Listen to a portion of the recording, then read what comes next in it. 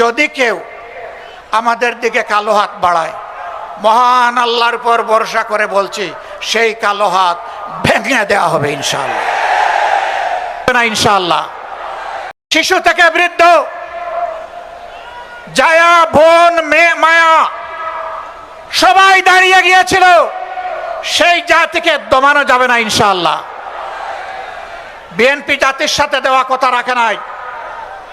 আমরা বিএনপিকে বলছি, দেশ এবং জাতির স্বার্থে আপনারা ভুল করছেন, আপনারা ভুল সংশোধন করে জনগণের কাতারে আসুন, জনরায়কে সম্মান করুন। জনরায়কে সম্মান না করার পরিণতি কি হতে পারে দফায় দফায় দেখার পরেও যদি শিক্ষা না হয়, জীবনেও আপনাদের শিক্ষা হবে না। খুলনাবাসী, আমরা আপনাদেরকে কথা দিতে এসেছি।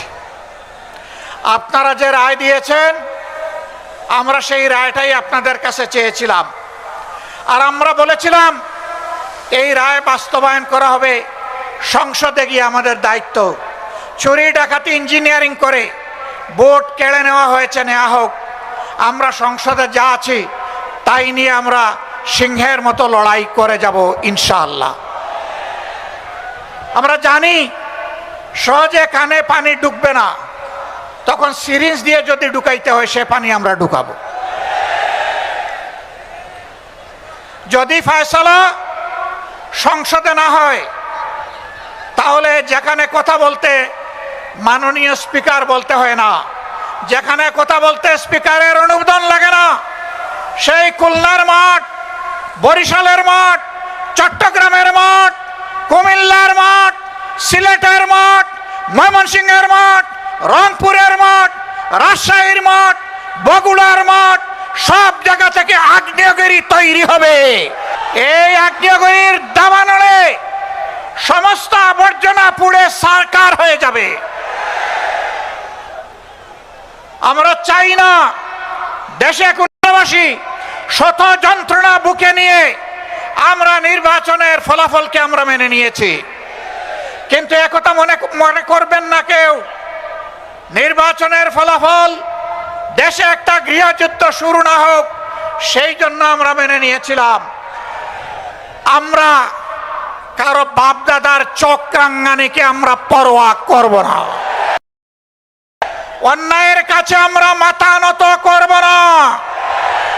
আমাদের নেতৃবৃন্দ হাঁটতে হাঁটতে ফাঁসির তক্তায় দাঁড়িয়ে মুচকি হাসি দিয়ে আমাদেরকে শিখিয়ে দিয়েছেন, জাতির জন্য প্রয়োজনে তোমাদেরকে ওই মুচকি হাসি দেওয়ার জন্য তৈরি থাকতে হবে।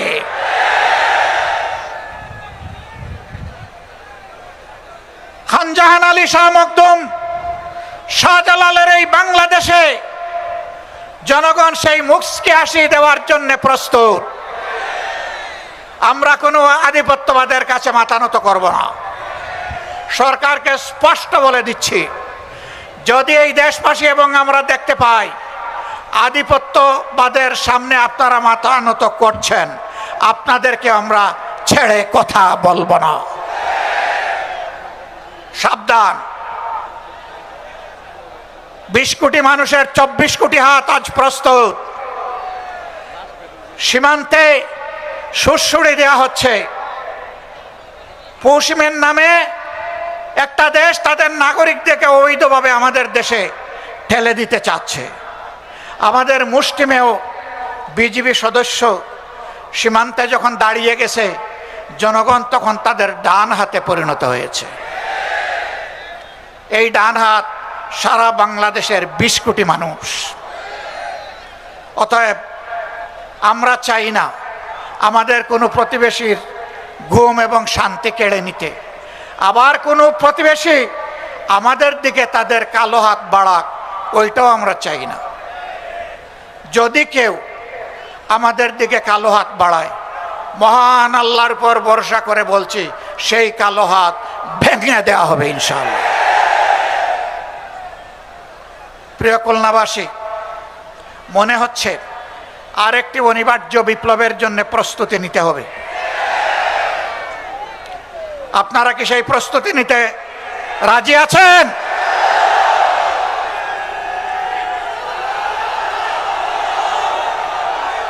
সম্মানিত বন্ধুগণ, এই বিপ্লব কোনো দলকে ক্ষমতায় বসানোর জন্য নয়, কোনো গোষ্ঠী এবং পরিবারকে তুষামোদ করার জন্য নয়, কোনো আধিপত্যবাদের কাছে মাথা নত করার জন্য নয়, বরঞ্চ দুনিয়ার বুকে স্বাধীন সার্বভৌম রাষ্ট্র হিসাবে সম্মান, ইজ্জত, শক্তি, সাহস নিয়ে মাথা তুলে দাঁড়ানোর জন্য হবে আগামীর বিপ্লব ইনশাআল্লাহ তাআলা লাজিম। সেই অনিবার্য বিপ্লবের প্রস্তুতি নেওয়ার আহ্বান জানিয়ে একটি শোষণ, দুর্নীতিমুক্ত, চাঁদাবাজ মুক্ত, দলীয় প্রভাব মুক্ত একটি মানবিক বাংলাদেশ গড়ার জন্য আমি যুব সমাজের প্রতি আরেকবার প্রাণ খুলে আহ্বান জানাচ্ছি। যুবকরা সব প্রস্তুত আছেন? এক মুরব্বীও হাত তুলেছেন। আমার ধারণা ওনার বয়স হবে ৭৫ বছরের কাছাকাছি। মানে যুবকদেরকে তিনি জানিয়ে দিলেন, তোমরাই শুধু যুবক নও, জাতির প্রয়োজনে বয়স যাই হোক আমরাও যুবক। একসাথে আমরা লড়াই করব অন্যায়ের বিরুদ্ধে, আধিপত্যবাদের দূষরদের বিরুদ্ধে, দলখানাদের বিরুদ্ধে, চাঁদাবাজদের বিরুদ্ধে, দুর্নীতিবাজদের বিরুদ্ধে, আমার শিশুর সন্তান যে কেড়ে নেয় সেই দর্শকদের বিরুদ্ধে। আল্লাহ হাফেজ।